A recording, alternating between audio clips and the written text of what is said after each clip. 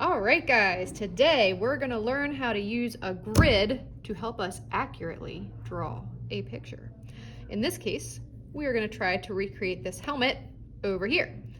Sometimes your empty grid might be bigger or smaller than your first grid. So you'll still have the proportions staying the same, but if the grid is bigger, it'll make the picture enlarged a little bit. Or if the empty grid is smaller, it'll make the picture shrink a little bit. But the proportions should be the same. So anyway, we're gonna do this kind of like Battleship meets Connect the Dots. So in Battleship, you have to choose a coordinate for where their ship is. For example, you maybe guess that their ship is in row 3, column C, and they tell you if you got a hit or a miss. So we're going to be using those rows and columns in a similar way. And then Connect the Dots, you have different dots that you connect to create a picture. We're going to be kind of creating our own little Connect the Dots. So here's what I mean. Let's say we want to start, you can pick any spot on your picture to start. Let's say we want to start right here at this straight part of the helmet. I put my pencil where I want to start, and I have to figure out what part of the grid am I in. So in this case, I'm in column C, row 6. And then I have to think, where in that box am I? So my pencil is kind of in the middle of the top. So if I'm looking at this box, it's kind of right in the middle, and it's at the top. So then I'm going to go over to my blank one and find the same box, 6C. And I'm going to go to the top middle and make a little dot. So I know that's where I'm going to start making that line of my helmet. It doesn't have to be exact, but you want to get it as close as you can.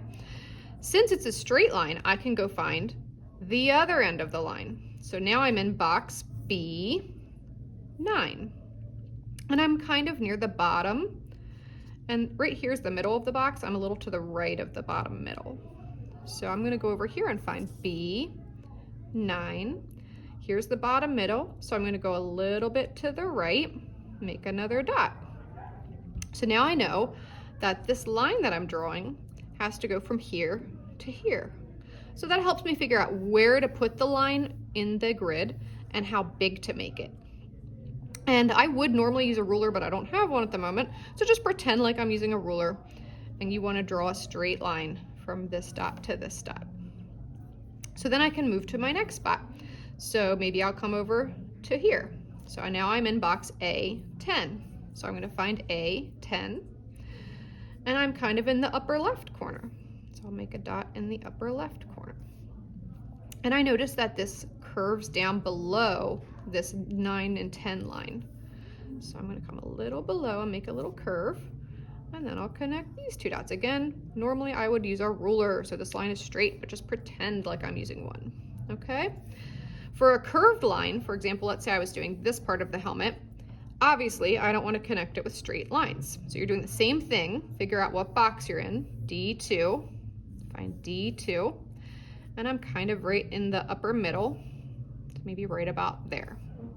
And I'll plot a few more spots, so I can just pick any other random spot, maybe this one. Now I'm in F3, so here's F3, and I'm kind of on the left-hand side, a little above the middle, so maybe like right there. Then I can pick another spot, maybe here, F5, kind of near the bottom right, F5.